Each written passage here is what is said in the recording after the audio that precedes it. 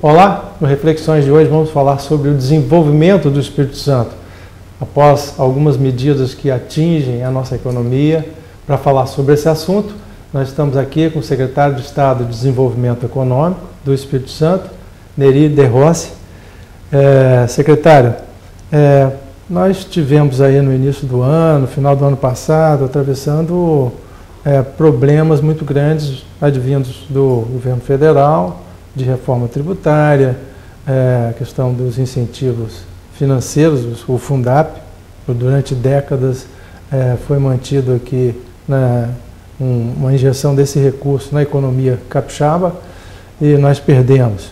Depois a grande discussão em torno dos royalties. Como o Espírito Santo está atravessando esses problemas e como que ele está se organizando para o desenvolvimento econômico? Caro Almir, obrigado pela oportunidade, é um prazer estar com vocês. O Estado do Espírito Santo não foi pego de surpresa com as mudanças que ocorreram, seja no Fundap, no royalty ou na mudança de alíquota do ICMS origem e destino. O governo Renato Casagrande se preparou para isso e tomou várias ações e a principal delas, o principal arcabouço de ações, está inserido dentro do Programa de Desenvolvimento Sustentável do Espírito Santo, o PROEDES, que previu a manutenção e a organização dos recursos para que o Estado enfrentasse essas dificuldades. Elas eram no passado uma ameaça, hoje elas já são realidade. No entanto, o Estado continua operando e o que se percebe, por exemplo, em relação ao Fundap, que os valores arrecadados obviamente diminuíram por consequência da redução da alíquota, mas não a atividade econômica desenvolvida através do processo. O que mostra que, mesmo com as reduções, o empresariado, o empreendedor, as empresas que operam pelo Espírito Santo se mantiveram aqui. Isso em decorrência das facilidades de logística? É um dos aspectos que acabam atraindo os empresários do ramo de importação aqui para o Estado do Espírito Santo, importação e exportação. O Espírito Santo ele fica exatamente no centro do país e quando nós imaginarmos um raio de cerca de 1.000 quilômetros, o Espírito Santo consegue atingir cerca de 50% a 60% do PIB brasileiro, envolvendo Brasília, Belo Horizonte, São Paulo, Rio de Janeiro.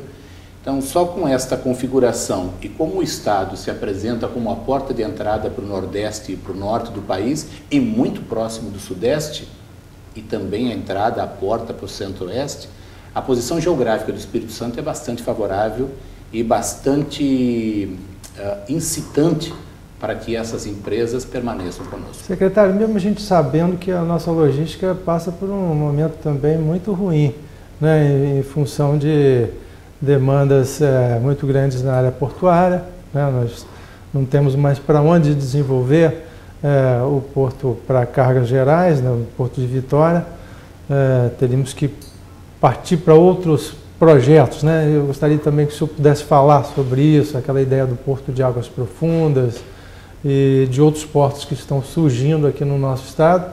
E a gente também dá uma passada sobre a questão de ferrovias, se existem planos, e a nossa própria rodovia BR-101, né? Que não sai essa duplicação e esse processo de licitação para sua terceirização. A infraestrutura no Espírito Santo provavelmente esteja no momento mais delicado. Eu diria que daqui para frente muitas boas notícias devem estar surgindo. A primeira delas é com relação à própria mudança no Porto de Vitória, onde 2 novos piers estão acabando de ser construídos, devem ser inaugurados nas próximas semanas. A previsão de um novo pier do lado de Vila Velha, Próximo à TVV? Ao TVV? Fica próximo, praticamente em frente aos piers que estão sendo construídos hoje. Sim. A questão da dragagem e derrocagem do canal de acesso ao porto, permitindo que navios com maior calado entrem e tenham acesso ao porto. Então, mas esses trabalhos todos são alguma coisa bastante paliativa para aquilo que nós imaginamos do sistema de logística, o sistema portuário do Estado. Para prolongar um pouco mais essa vida, né? Enquanto não se chega aos novos portos, que são os definitivos. Nós temos no Estado a programação de instalação do Porto de Águas Profundas, que é um projeto que foi anunciado pela Secretaria Especial de Portos. Os estudos estão sendo concluídos agora, na metade desse ano, e existem trabalhos sendo feitos para que, além de o porto propriamente dito, seja analisada a possibilidade de se ter uma plataforma logística atrelada a esse porto e talvez até um porto-indústria, motivo pelo qual a localização desse porto ainda não foi definida. Esses aspectos são muito importantes. Não basta atracar com o navio, você precisa chegar e sair com a carga na parte terrestre. Isso oscila entre duas localizações, de Ponta do Tubarão e Vila Velha? Inicialmente, estes eram os pontos que balizavam essa decisão. Com essa ideia de ampliação do escopo do porto, transformando em plataforma logística ou até num porto-indústria, talvez existam espaços diferenciados no Estado que poderiam abrigar esse empreendimento. Além do Porto Central, está em projeto de licenciamento no IBAMA, no Rio de Janeiro, o Porto Central, que será instalado em Presidente Kennedy. Ele é um porto de cargas geral, com um tamanho bastante expressivo. Ele poderá receber desde minério, grãos, cargas gerais, containers, líquidos. Enfim, é um empreendimento muito grande, cujo início das obras estão previstas para o segundo semestre do próximo ano. Além desse empreendimento, nós temos previstos no norte do estado, na região de Linhares, um porto que deverá fazer a exportação de minério com alguma possibilidade de carga geral, que é o Porto Manabi. Na área de Aracruz, o terminal da Imetame, que é um terminal industrial, que vai ficar colado ao estaleiro Jurong, onde serão construídas navios e plataformas, dá uma atividade bastante interessante naquela área. A Portocel pretende ampliar o porto, com possibilidade de acesso de cargas gerais também, em função da medida provisória 595, que permite que outras cargas sejam movimentadas por esses portos. E temos no sul do estado, na região de Itapemirim, o Porto Seaport, que é da empresa Shuest, e o Porto Itaoca, que devem ter foco para atendimento das necessidades de apoio offshore, as atividades de petróleo e gás no litoral do sudeste e em frente ao próprio Espírito Santo.